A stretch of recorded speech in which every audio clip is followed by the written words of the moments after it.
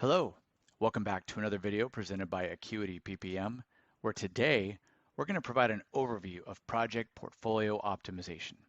But before we get started, be sure to subscribe to our channel because we're putting out great content that you do not want to miss. With that, let's jump in. And the first question we want to answer is, what is portfolio optimization? We've got three basic definitions here.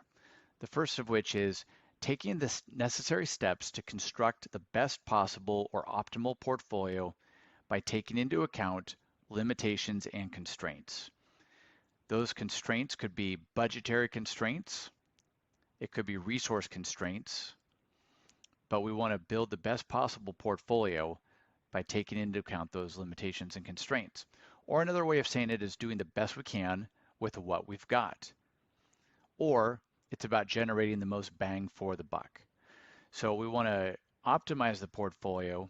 The focus is on maximizing portfolio value by taking into account the various limitations set upon the portfolio, whether it be budgetary, resource, or other environmental factors. Another question is, how can we optimize our portfolio? So we're going to talk about four types of portfolio optimization. The first of which is cost value optimization. This is the classic optimization approach, utilizing efficient frontier analysis. The basic constraint is our portfolio budget. We're going to talk about this in more detail a little bit later. Another aspect of portfolio optimization is resource optimization. We know that we've got some critical resources, they're in high demand. How can we best utilize those critical resources and generate the most value possible for our portfolio? Basic constraint is resource availability. A third type of optimization that's less common is a work type optimization. We might refer to this as portfolio balancing, but we're taking it a step further to actually apply optimization techniques to balance the portfolio. The basic constraint is categorical designations. Could be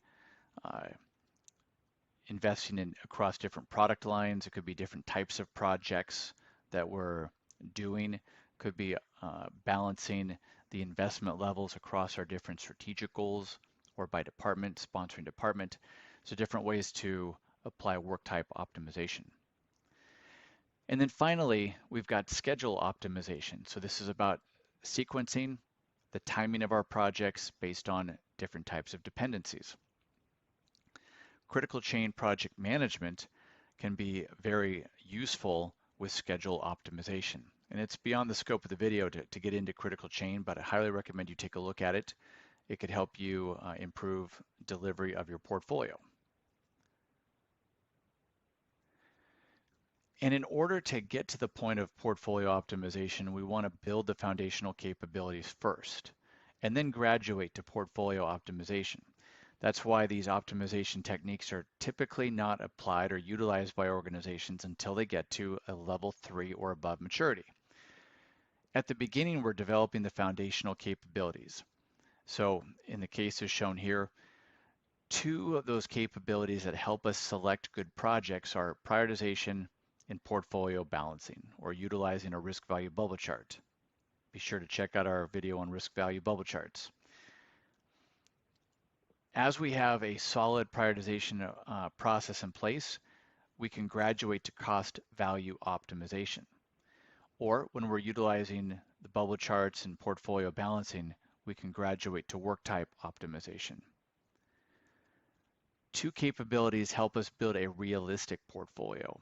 One is capacity planning, the other is project sequencing, or it's included in portfolio planning.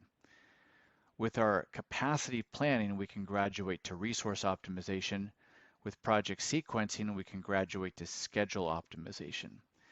So again, the key here is to start with the foundational capabilities, and then once we have those firmly in place, we can then apply more advanced optimization techniques to help us either select better projects or build a more realistic portfolio. And any video that's going to cover portfolio optimization's got to spend some time on the efficient frontier. So this is our cost value optimization, but we want to break down and get into the details of the efficient frontier a little bit further. So the chart shown here, the y-axis is our risk-adjusted portfolio value. It's the value of our portfolio.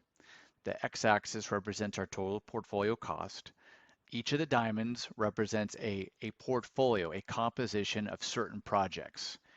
And we know that if we've got 50 projects to choose from and we can only pick, say, 30, there's thousands and thousands of combinations of projects to choose from. But each of those blue diamonds represents the best possible combination that maximizes that portfolio value at a certain budgetary threshold. So for each level of budget, we can construct the best possible portfolio. That is the efficient frontier. And this red diamond indicates a portfolio that is not on the efficient frontier. And in fact, this is one of the key takeaways. Even if you don't do cost value optimization, the concept of the efficient frontier is extremely valuable as it relates to making trade-off decisions so that we can consider one of two things. With this red diamond, we could see that if it moved to the left, we could actually generate equivalent value, the same value that we're generating today, but at a far lower portfolio budget. Or we could continue to spend the same amount but get far greater portfolio value by choosing a different combination of projects. Yes, of course, this often involves some sort of financial analysis of each project, but it doesn't have to. There are other approaches. But the concept here is when we select a project, is that project going to move us off of the efficient frontier or keep the portfolio on the efficient frontier? It's the concept that's valuable in the early stages of developing your portfolio capabilities. Can we generate equivalent value with less budget, or can we generate more value with the same budget? So here we can take a balanced approach. On the left-hand side, we could see that if we're approving nearly 100% of our projects, it's an unnecessarily high project approval rate. Yes, we might generate, quote, maximum portfolio value, but we're doing it at the expense of spending way more than we probably need to. On the other extreme is spending too little. And in that case, we're losing a lot of portfolio value, largely due to strong cost cutting. And organizations in a down environment, a down economy, tend to go to this extreme. They cut to the bone. It has long-term negative repercussions for the organization. We strongly recommend against it. Rather than simply cutting a lot of budget, we would recommend taking a balanced approach, focus on something in the middle where you can still generate a lot of value without having to cut necessarily as much of your budget. So the point here is to take a balanced approach. If you learned something in this video, click the like button, be sure to subscribe, and if you're interested in learning about Acuity PPM software, visit us at acuityppm.com and you can schedule a demo today. Thank you very much. Have a great day.